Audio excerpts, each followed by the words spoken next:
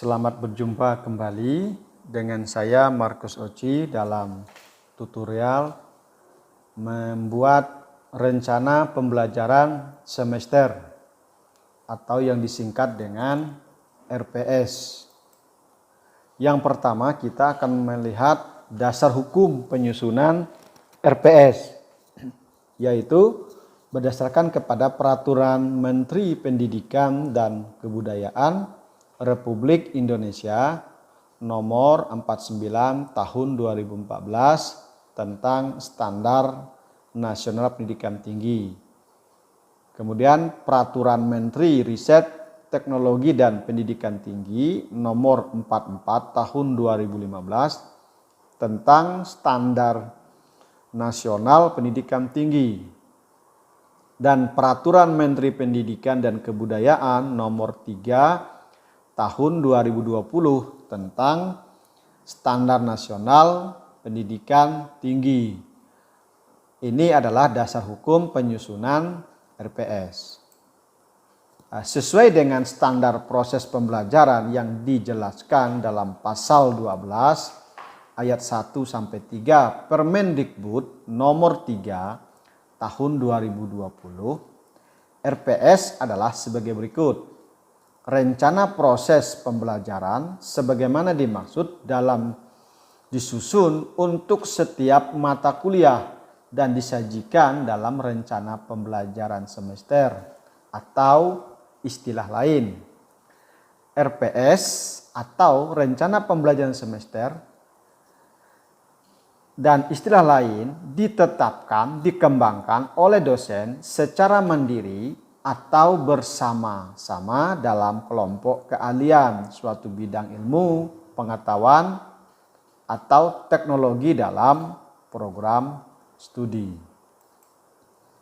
Rencana pembelajaran RPS memuat pertama nama program studi, nama dan kode mata kuliah, semester SKS, nama dosen pengampu. Capaian pembelajaran lulusan yang disingkat dengan CPL yang dibebankan pada mata kuliah. Kemampuan akhir yang direncanakan pada setiap tahap pembelajaran atau pertemuan untuk memenuhi capaian pembelajaran lulusan. Ada bahan kajian yang terkait dengan kemampuan yang dicapai. Ada daftar referensi yang digunakan. Kemudian ada metode pembelajaran yang dipakai, waktu yang disediakan untuk mencapai kemampuan pada setiap tahap pembelajaran.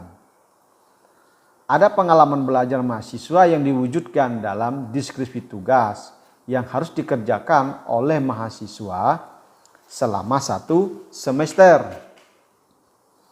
Ada kriteria, indikator, dan bobot penilaian.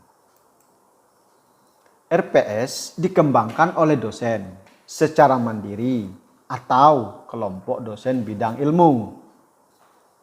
RPS dititik beratkan pada bagaimana memandu mahasiswa belajar agar memiliki kemampuan sesuai dengan capaian pembelajaran yang dibebankan pada mata kuliah, bukan pada kepentingan dosen sebagai pengajar. Artinya di sini dosen memandu, mengarahkan, memonitoring, mengayomi supaya mahasiswa dapat belajar dengan sebaiknya sesuai konteks kekinian dan bukan bagaimana dosen menyelesaikan materi hanya untuk kepentingan materi selesai. Tidak, RPS yang terpenting adalah dijadikan sebagai dasar bagi dosen untuk memandu mahasiswa seperti yang saya jelaskan pada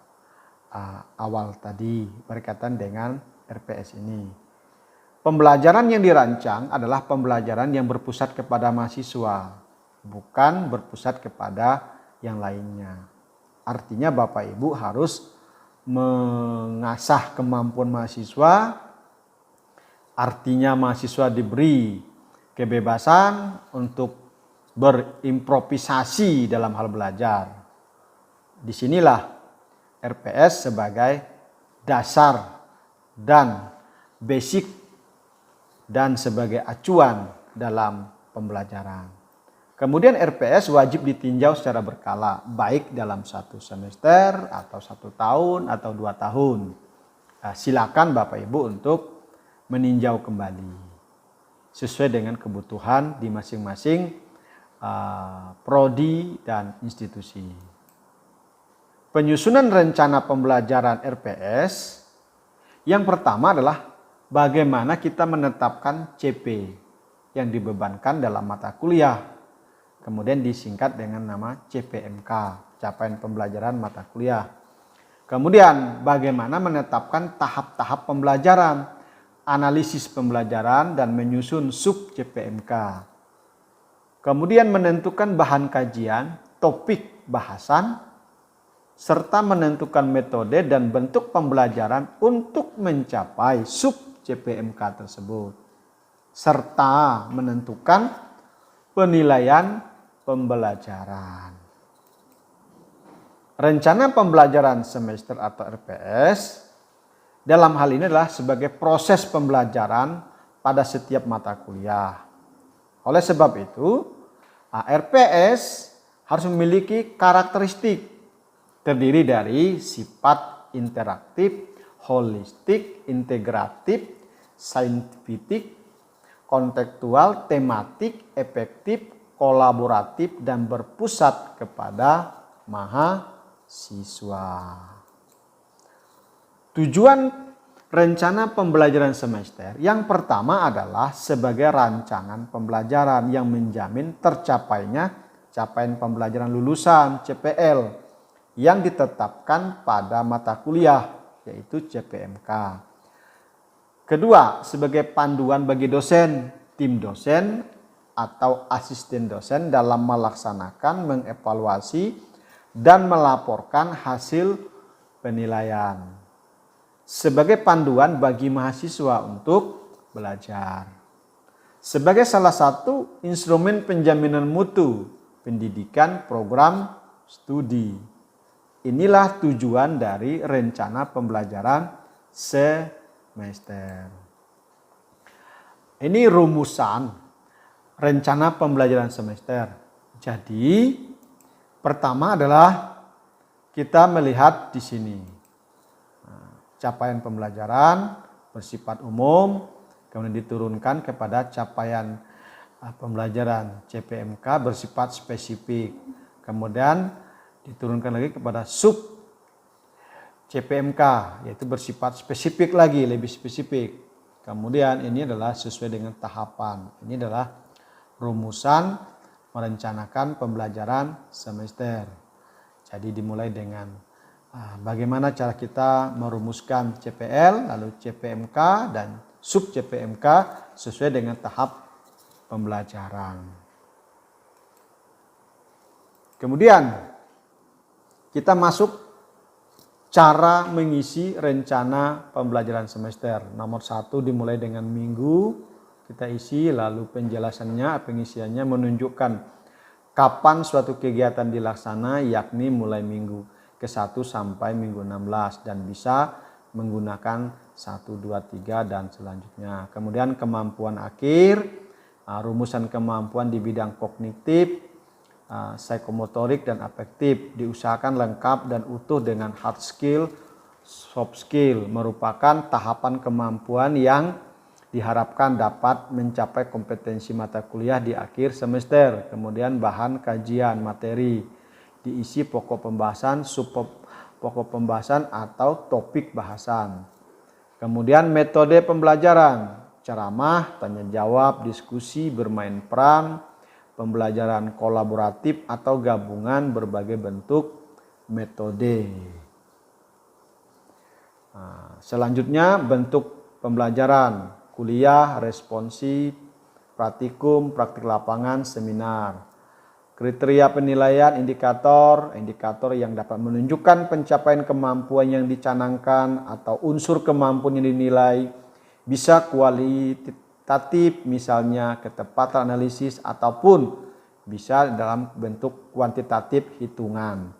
Kemudian bobot nilai disesuaikan dengan waktu yang digunakan untuk membahas atau mengerjakan tugas atau besarannya sumbangan suatu kemampuan terhadap pencapaian kompetensi mata kuliah.